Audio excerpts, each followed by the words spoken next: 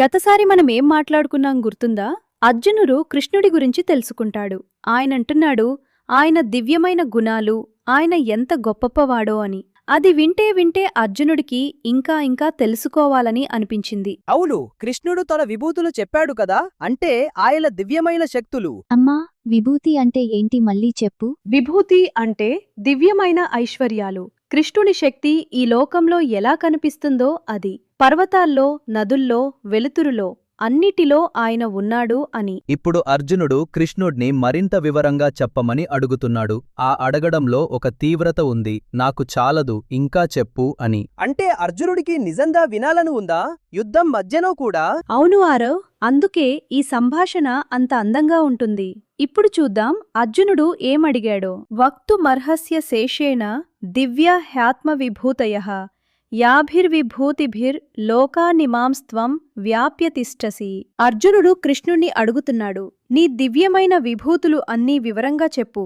ఏ శక్తులతో నువ్వు ఈ లోకాలన్నిటినీ నిండి ఉన్నావో అది నాకు తెలుసుకోవాలని ఉంది అని. నిండి ఉన్నావో అంటే ఏంటమ్మా? కృష్ణుడు అన్ని చోట్లా ఉంటాడా? అవును మీరా, ఆకాశంలో గాలి ఎలా అన్ని చోట్లా ఉంటుందో కనిపించకపోయినా అలాగే కృష్ణుడి శక్తి అన్నిటిలో ఉంటుంది అని అర్జునుడు అర్థం చేసుకుంటున్నాడు. కాని అర్జునుడికి అది ముందే తెలియదా? ఇప్పుడు మళ్ళీ అడుగుతున్నాడేంటి? మంచి ప్రశ్న ఆరవ్. ఏదైనా వింటే అది మనసులో ఇంకా లోతుగా దిగుతుంది కదా. అర్జునుడికి తెలుసు, కాని ఇంకా ఇంకా వినాలని ఉంది. అది వేరే రకమైన తెలుసుకోవడం. నాకు కూడా అలా అవుతుంది. ఒక పాట చాలా నచ్చితే మళ్ళీ మళ్ళీ వినాలని ఉంటుంది. అది చాలా బాగా చెప్పావు మీరా.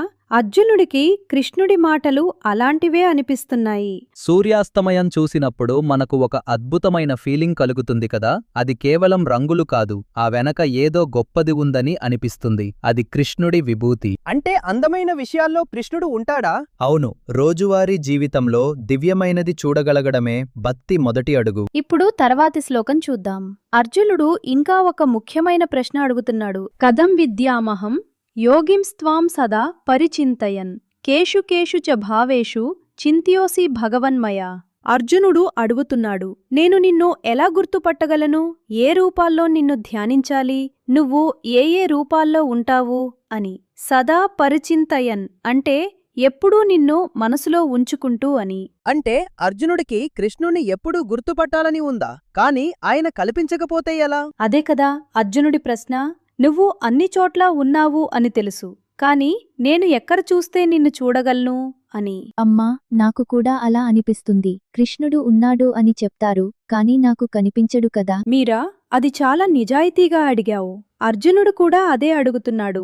ఆయన మహాయోధుడు, కాని ఈ ప్రశ్న అడగడానికి భయపడలేదు. చూడు ఆరవ్, అర్జునుడు ఏ ఏ రూపాల్లో నిన్ను ధ్యానించాలి అని అడుగుతున్నాడు. అంటే కృష్ణుడు ఒక్క రూపంలో మాత్రమే లేడు, అనేక రూపాల్లో ఉన్నాడు. అంటే పువ్వులో కూడా ఉంటాడా, చెట్టులో కూడా? అవును, అందుకే ఈ ప్రశ్న అడగడం ముఖ్యం. ఎప్పుడూ ఆ ఆశ్చర్యాన్ని, ఆ కృతజ్ఞతను జీవంగా ఉంచుకోవడమే నిజమైన భక్తి. అంటే ప్రతిరోజు అందమైనది చూసినప్పుడు ఇది కృష్ణుడే అని అనుకోవాలా? అది చాలా బాగా చెప్పావు మీరా. ఇప్పుడు అర్జునుడు ఇంకా ఒక అడుగు ముందుకు వేస్తున్నాడు. తర్వాతి శ్లోకంలో విస్తరేణాత్మనో యోగం విభూతించ జనార్దన భూయః కథయ తృప్తిర్హి శృణ్వతో నాస్తి మే మృతం. ఇక్కడ అర్జునుడు అంటున్నాడు, జనార్దన, నీ యోగాన్ని, నీ విభూతులను మళ్లీ వివరంగా చెప్పు. నీ మాటలు వింటే నాకు తృప్తి కలగటం లేదు. అవి నాకు అమృతంలాంటివి. ఎంత వినినా ఇంకా వినాలని ఉంది అని. అమృతం అంటే? అమృతం అంటే ఎప్పటికీ అయిపోని తీపి పానీయం, దేవతలు తాగేది అని చెప్తారు. ఇక్కడ అర్జునుడు అంటున్నాడు, నీ మాటలు అలాంటివే, ఎంత తాగినా ఇంకా దాహం తీరదు అని. అంటే నానమ్మ చెప్పే కదల్లా, ఒక్కటి అయిపోతే మళ్ళీ ఇంకొకటి చెప్పు అని అడుగుతాం కదా, అలాగా. అచ్చంగా అలాగే మీరా. అర్జునుడికి కృష్ణుడి మాటలు అలాంటివే అనిపించాయి. కాని నాన్న, అర్జునుడు యుద్ధం మధ్యలో ఉన్నాడు కదా, ఇంత తీరిగ్గా మాట్లాడటానికి టైం ఉంటుందా? ఆరవ్, భగవద్గీత ఒక్క క్షణంలో జరిగింది అని చెప్తారు, కాని ఆ క్షణంలో చాలా లోతైన సంభాషణ జరిగింది. కొన్నిసార్లు మనకు అత్యంత ముఖ్యమైన విషయాలు అర్థమయ్యే క్షణాలు అలాంటివే. ఇక్కడ ఒక అందమైన విషయం ఉంది. అర్జునుడు మళ్ళీ చెప్పు అని అడుగుతున్నాడు. ఆ మళ్ళీ అడగడంలో భయం లేదు, సిగ్గులేదు. నిజంగా తెలుసుకోవాలన్న ఆసక్తి ఉంది. తెలుసుకోవాలని ఉంటే మళ్ళీ అడగడం తప్పు కాదా? తప్పు కాదు మీరా, ఆ ఆసక్తిని జీవంగా ఉంచుకోవడమే. ప్రతిరోజు కొంచెం ఆశ్చర్యపడటం, కొంచెం కృతజ్ఞత అనిపించటం, అది చాలా విలువైనది. ఇప్పుడు కృష్ణుడు ఏం జవాబు చెప్తారో చూద్దాం. శ్రీభగవాను వాచ హంతతే కథయిష్యామి దివ్యాహ్యాత్మ విభూతయః ప్రాధాన్యతః కురుశ్రేష్ఠ నాస్త్యంతో విస్తరస్య మే. ఇప్పుడు కృష్ణుడు మాట్లాడుతున్నాడు. సరే, నీకు నా దివ్యమైన విభూతులు చెప్తాను, కాని ముఖ్యమైనవి మాత్రమే చెప్తాను, ఎందుకంటే నా విభూతులకు అంతులేదు అని. అంతులేదు అంటే? అంటే ఆకాశానికి అంతు ఉందా ఆరవ్? లేదు.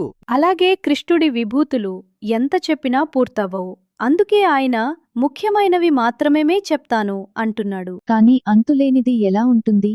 నాకు ఇమాజిన్ చేయడం కష్టంగా ఉంది. మీరా, సముద్రం ఎంత పెద్దదో తెలుసా? దాని అడుగు ఎవరూ చూడలేదు, కాని అది ఉందని తెలుసు. కృష్ణుడి విభూతులు అలాంటివే. మనం చాలా చాలా తక్కువ చూడగలం, కాని అది అనంతంగా ఉంటుంది. అప్పుడు కృష్ణుడు అన్నీ చెప్పలేరు అని చెప్తున్నాడా? అది ఆనెస్టీ కదా? అవును ఆరవ్, ఆయన నాకు అన్నీ తెలుసు, కాని నీకు అర్థమయ్యేలా అన్నీ చెప్పలేను అని నిజాయితీగా చెప్తున్నాడు.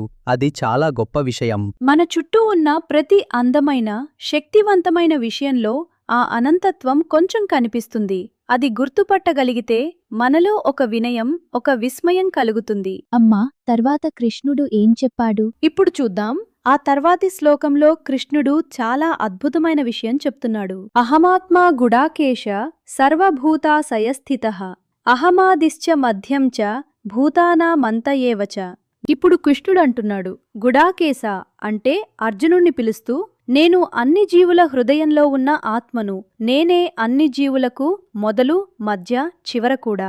ఆత్మ అంటే ఏంటి? ఆత్మ అంటే మన లోపల ఉండే మనం, శరీరం కాదు, మనసు కాదు, ఆ లోపలి నేను. అది ఎప్పటికీ మారదు, అది ఎప్పటికీ పోదు. కృష్ణుడు నా లోపల కూడా ఉన్నాడా? అవును మీరా, సర్వభూతాశయస్థితః అంటే అన్ని జీవుల హృదయంలో ఉన్నవాడు. నీలో, ఆరవ్లో, నాన్నలో, అమ్మలో, అందరిలో. కాని అమ్మా, నాకది ఫీల్ అవ్వదు. ఎలా తెలుసు? ఆరో, ఒక్కసారి చాలా కోపంగా ఉన్నప్పుడు, లేదా చాలా భయంగా ఉన్నప్పుడు ఒక్క నిమిషం ఆగి లోపలకు చూస్తే ఒక చిన్న ప్రశాంతత అనిపిస్తుంది కదా, అది ఆత్మ. నాకు తెలుసు. నేను ఒక్కోసారి అప్సెట్ అయినప్పుడు కళ్ళు మూసుకుని బ్రెత్ తీసుకుంటే లోపల ఒక కామ్ ఉంటుంది. అది కృష్ణుడా? మీరా, అది చాలా గొప్ప విషయం గమనించావు. ఆ లోపలి ప్రశాంతత, అది కృష్ణుడు మన హృదయంలో ఉన్నాడు అనడానికి ఒక చిన్న సంకేతం. అంటే ఆయన చాలా దూరంలో లేడు, మన లోపలే ఉన్నాడు అని కృష్ణుడు చెప్తున్నాడా? అచ్చంగా అదే. మన లోపల ఉన్న దివ్యమైన శక్తిని గుర్తుపట్టగలగడమే నిజమైన స్వయం జ్ఞానం. కృష్ణుడు నేనే మొదలు, మధ్య, చివర అని చెప్తున్నాడు. అంటే ఏ జీవి పుట్టినా, జీవించినా, ముగిసినా అన్నీ ఆయనలోనే జరుగుతున్నాయి. ఆయనకు బయట ఏదీ లేదు. నాన్నా, అది కొంచెం స్కేరీ అనిపించడం లేదు, నాకు సేఫ్ అనిపిస్తుంది. అది చాలా అందంగా చెప్పావు మీరా. ఇప్పుడు కృష్ణుడు అర్జునుడికి చెప్పడం మొదలుపెట్టాడు. నా విభూతులు అనంతమైనవి, కాని ముఖ్యమైనవి చెప్తాను అని. ఆ జాబితా మొదలవుతుంది తర్వాతి శ్లోకాల్లో. కృష్ణుడు ఏమేం చెప్తాడు?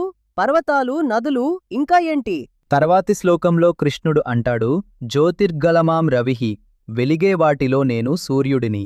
అది వినగానే అర్జునుడికి ఏమనిపించిందో ఒక్కసారి ఆలోచించు. అంటే రేపు సూర్యుడు కనిపిస్తే కృష్ణుడు కనిపించినట్టేనా, ఇపించినట్టేనా? పడుకునే ముందు ఒక్కసారి ఆ ప్రశ్న మనసులో ఉంచుకో మీరా.